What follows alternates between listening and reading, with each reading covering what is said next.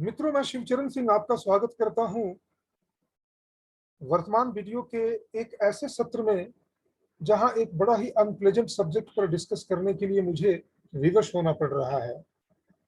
और इसे हम अपनी विवशता कहें या फिर उस लड़ाई का हिस्सा कहें जिसके लिए हमें तैयार रहना ही होगा और जिसे हम पिछले 1400 वर्षों से लड़ते रहे हैं और कम से कम 712 ईस्वी से तो लड़ते ही रहे हैं।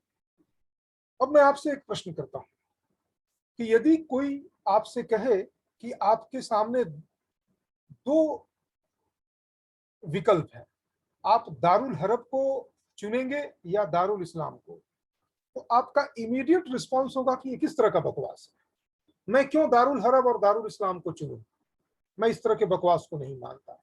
एकदम यही रिस्पॉन्स होना चाहिए।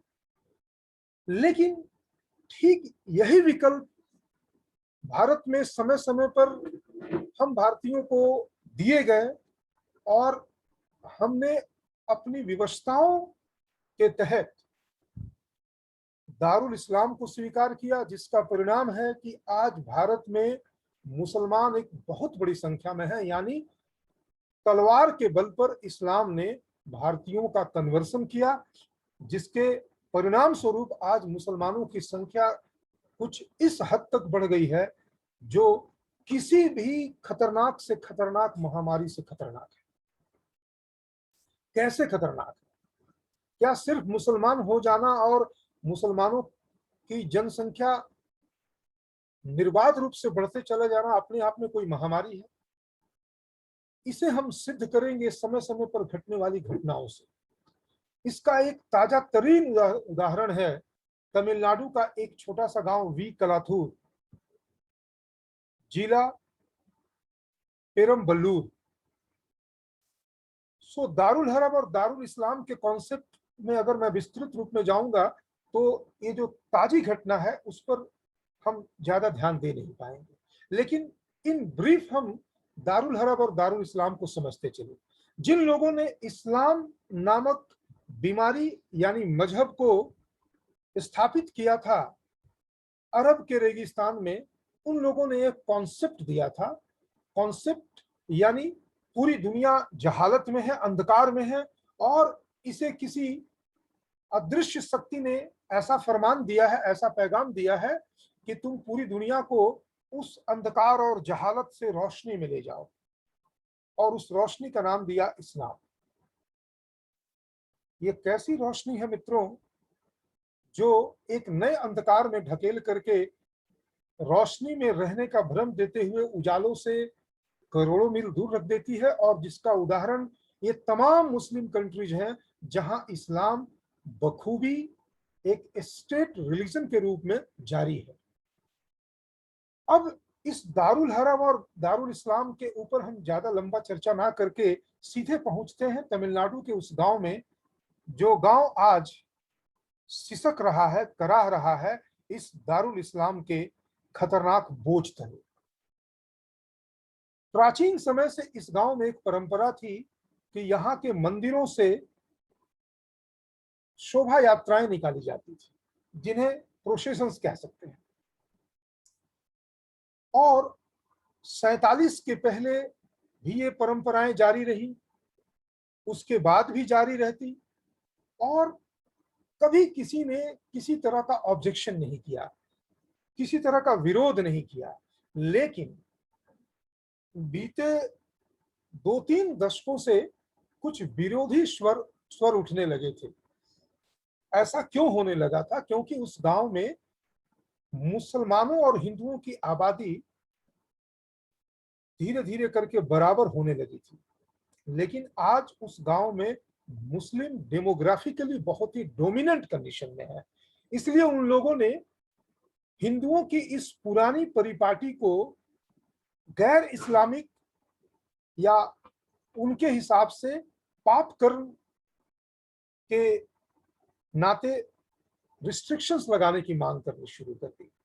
उन्होंने कहा कि इस्लाम इस तरह की चीजों को बर्दाश्त नहीं करता, इस तरह की चीजों की मान्यता नहीं देता, इसलिए हिंदुओं को ये प्रोसेशंस बंद कर देने चाहिए।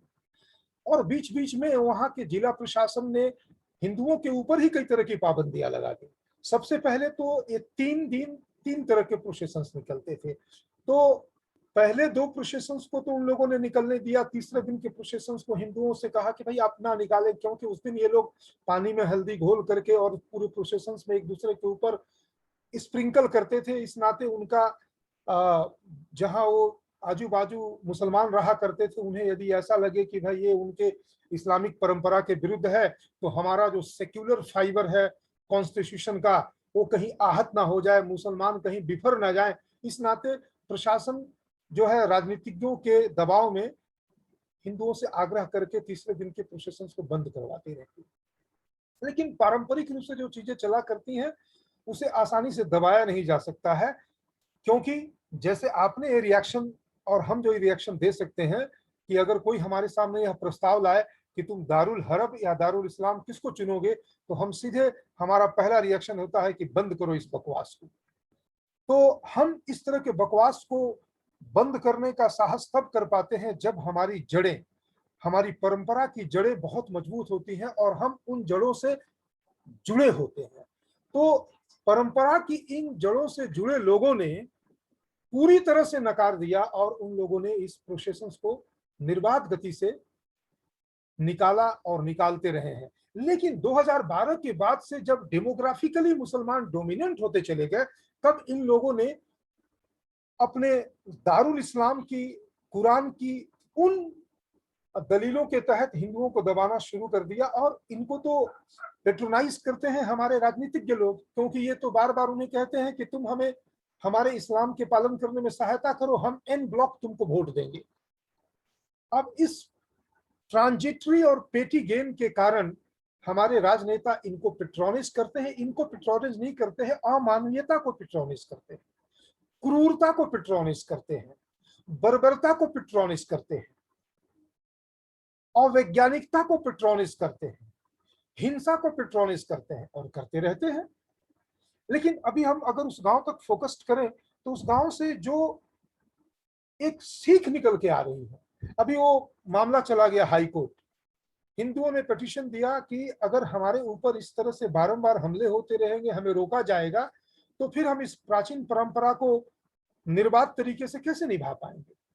अब देखिए, हमारे कोर्ट्स मूलतः वामपंथी, लेकिन इसका मतलब ये नहीं कि 100% वामपंथी लोग ही वहां जज हैं। कुछ अभी भी बहुत ही ईमानदार शब्द का प्रयोग मैं करना नहीं चाहता, कुछ अभी भी बहुत ही अच्छे लोग जज के रूप में हैं। इस नाते वहां समय समय पर कुछ ऐसे जजमेंट्स आते हैं जो हमें आश्वस्त करते हैं कि अभी इस न्यायालय रूपी पेड़ को पूरी तरह से दीमक ने नहीं खाया है और इस पेड़ को पुनः हरा किया जा सकता है, पुनर्जीवित किया जा सकता है, वामपंथ से इसे मुक्त किया जा सकता है इंसेक्टिसाइड के प्रयोग के द्वारा। वहां मद्रास हाई कोर्ट के 2 बेंच के जज ने फैसला दिया, चूंकि उनकी मजबूरी है, उनकी व्यवस्था है कि वो जब भी फैसला देंगे तो जिस सेकुलरिज्म के तहत मुसलमानों को प्रमोट किया जाता है उसी सेकुलर शब्द को इस्तेमाल करते हुए हिंदुओं को कॉन्शियस देने का भी काम करते हैं। जहां पूरी तरह से उनको नकार करके उन्हें पनिश किया जाना था, वहां इन्होंने सेक्युलर शब्द का इस्तेमाल करते हुए कहा कि एक सेक्युलर देश में इस तरह की बातें नहीं की जानी चाहिए। और फिर उन्होंने 1920 का एक कानून का हवाला दिया, दी म्यूनिसिपल एक्ट्स, जिसमें 180 ए के तहत कहा गया कि ये जितने भी रोड्स और सार्वजनिक जगह होते हैं उन पे किसी रिलीजन, कास्ट और क्रीड के तहत डिस्क्रिमिनेट करके किसी को कोई काम करने से रोका नहीं जा सकता। इस नाते आप हिंदुओं को प्रोसेशन निकालने से नहीं रोक सकते हैं। ये एक न्यायालय के तहत दी गई टिप्पणी और जीत कही जा सकती है, लेकिन ये जो संकेत है, ये संकेत बहुत खतरनाक है।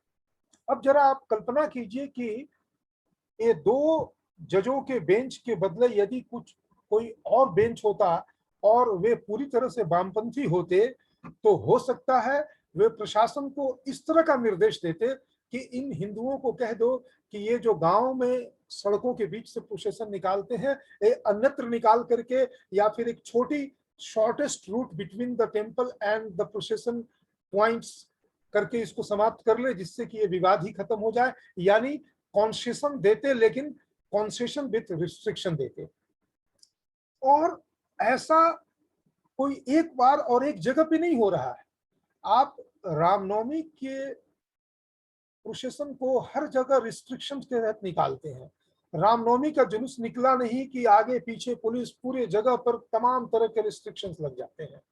आप इन गलियों से जाएंगे, इन गलियों से नहीं जाएंगे, और अगर आप जाने का प्रयास करेंगे उसके पहले प्रशासन वहां बैरिकेडिंग लगा देती है। तो कहने का मतलब ऐसा होता क्यों है? ऐसा होता है डेमोग्राफिक स्ट्रक्चर के बदलने से। अब देखिए, इसका एक बहुत ही खतरनाक और बहुत ही दूरगामी नकारात्मक परिणाम देने वाली घटना अभी इस 14-15 मई को ईद के दिन घटी। ये जो पंजाब का मुख्यमंत्री है अमरिंदर सिंह, इसने मुसलमानों को ईदी दिया। इफ्तार तो इस बार हुआ नहीं, इफ्तार में गया नहीं, या गया भी होगा तो सार्वजनिक कर नहीं सका क्योंकि कोरोना काल है। तो इसने कहा कि देखो, हम पिछले 2 साल से तुम्हारे इफ्तार में शामिल हो नहीं पा रहे हैं, हम कांग्रेसी लोग, तो इस बार हम दोनों साल के बदले तुम्हें एक ईदी देते हैं।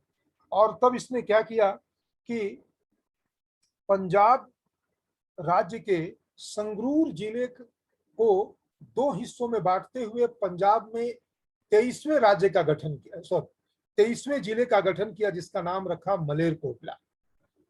इसकी क्या जरूरत थी?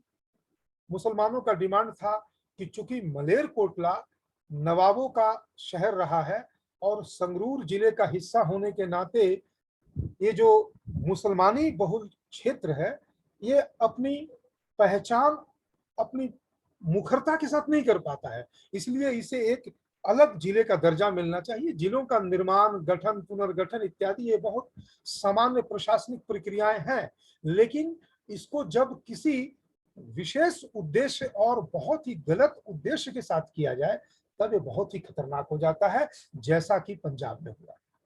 अब देखिए, जहां तमिलनाडु का एक छोटा सा जिला, छोटा सा गांव वी कलाथूर, जहां जैसे ही मुसलमान डेमोग्राफिकली डोमिनेंट हो जाते हैं वहां वो दारुल इस्लाम की बात करने लगते हैं और सामान्य हिंदुओं पर रिस्ट्रिक्शंस की बात करने लगते हैं।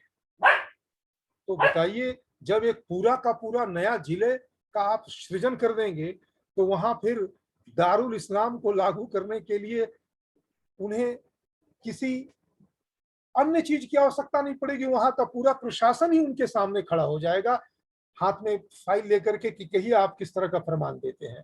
और आने वाले समय में आप सुनेंगे, आपने संगरूर जिले का नाम कई कॉन्टेक्स्ट में सुना होगा, आतंकवादी हमला के रूप में या फिर सामान्य रूप से भी एक जिले का नाम सुना होगा, लेकिन अब आप मलेरकोटला का नाम सुनेंगे जहां इस तरह की घटनाएं आम होती चली जाती।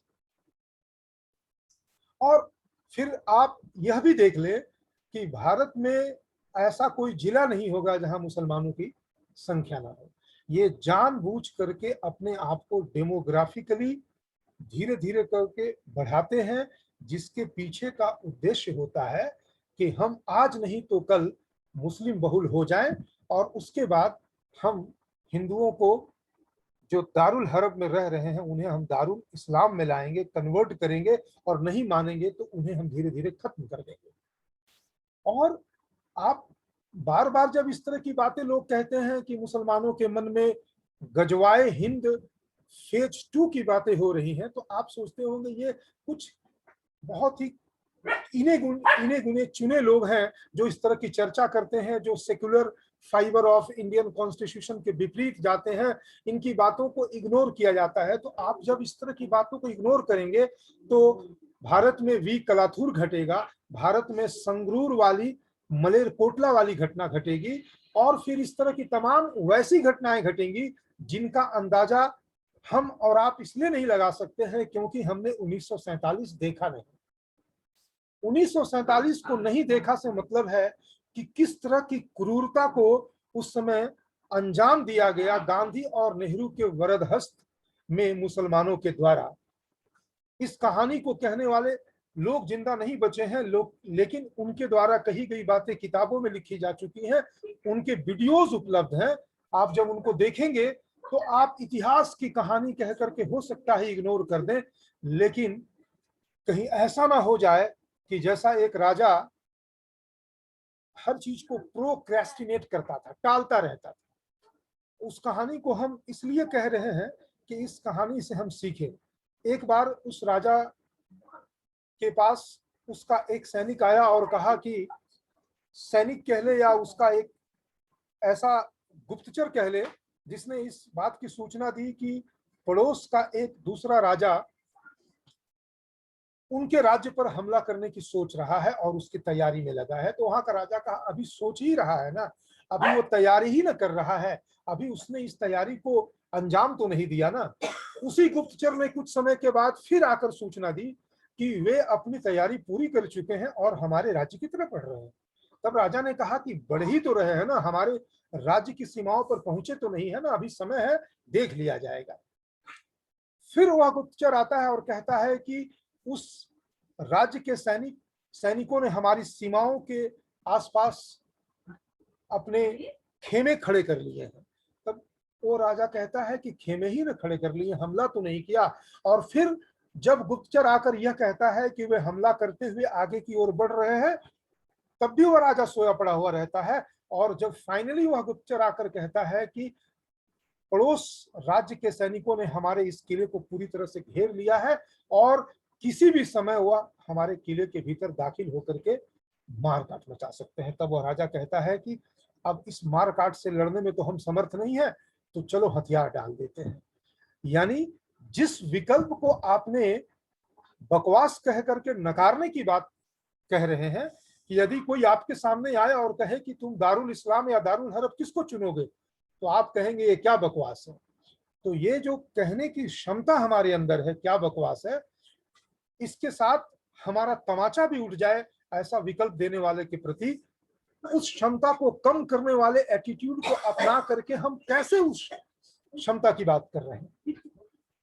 हम कह रहे हैं कि यदि कोई तो हमारे सामने इस तरह का विकल्प देगा तो हम उसे बकवास शब्द कह करके तमाचा जड़ देंगे। लेकिन हम जो कर रहे हैं, यानी जो लोग हमें जागरूक कर रहे हैं, जो लोग इस तरह की सूचनाएं दे रहे हैं, जो हमें बता रहे हैं कि 47 की तर्ज पर देश के विभाजन की तैयारी हो रही है, गजवाए हिंद का नारा दिया जा रहा है, पाकिस्तान में इस नारे को खुलेआम बुलंद किया जा रहा है और सीक्रेट चैनल के तहत यहाँ के मुसलमानों को इन नारों को बुलंद करने की तैयारी का फरमान दिया जा रहा है। तमाम तरह की ये जो षड्यंत्रकारी तैयारियां हो रही हैं, उसमें कांग्रेस और जो मुस्लिम परस्त छोटे बड़े पार्टियां हैं, वे उसमें अपनी सरपरस्ती दे रहे हैं, पेट्रोनिस कर रहे हैं। तो आप कहेंगे ये जो है फिगमेंट ऑफ इमेजिनेशन है, झूठा डर है। तो अगर ये झूठे डर है तो फिर मलेरकोटला क्यों हो रहा है?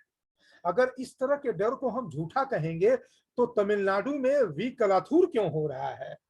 तब फिर हम जहां जहां पर मुस्लिम मेजोरिटी है वहां वहां पर तमाम हमारे विरुद्ध घटनाएं क्यों घट रही हैं? तो हम अगर इस तरह के सेन वॉइसेस को, जो इस तरह के मुखर स्वर है जो हमें गजवाए हिंद किस्म की तैयारियों के खिलाफ हमें जागरूक कर रहे हैं, उन्हें हम अगर नकारते रहेंगे तो फिर हमें तैयार होना पड़ेगा कि हम अपनी स्वाधीनता को खो दें।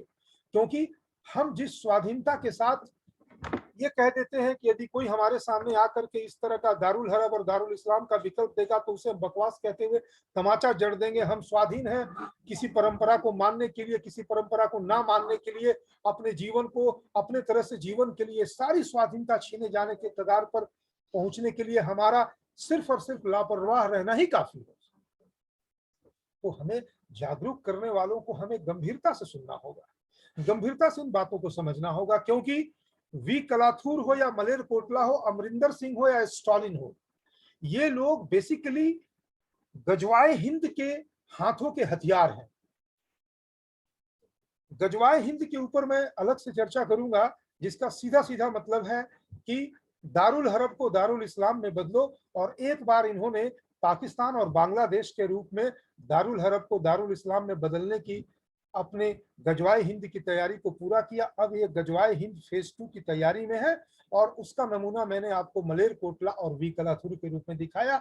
हम जब भी महामारी और विपदाओं में फंसे होंगे तो ये भीतर ही भीतर अपनी तैयारी करते रहेंगे। आज भी जब हम कोरोना नामक महामारी से लड़ाई में फंसे हुए हैं, तब ये लोग अपनी तैयारी में हैं और इनकी तैयारी में सहभागिता निभा रही है कांग्रेस, समाजवादी पार्टी, राजद और इस किस्म की तमाम छोटी बड़ी पार्टियां, जिन्हें डीएमके, तृणमूल कांग्रेस इत्यादि, शिवसेना भी अब तो इसमें शामिल हो चुकी है, एनसीपी तो पहले से थी ही, ऐसी छोटी बड़ी तमाम पार्टियां शामिल हैं इनमें।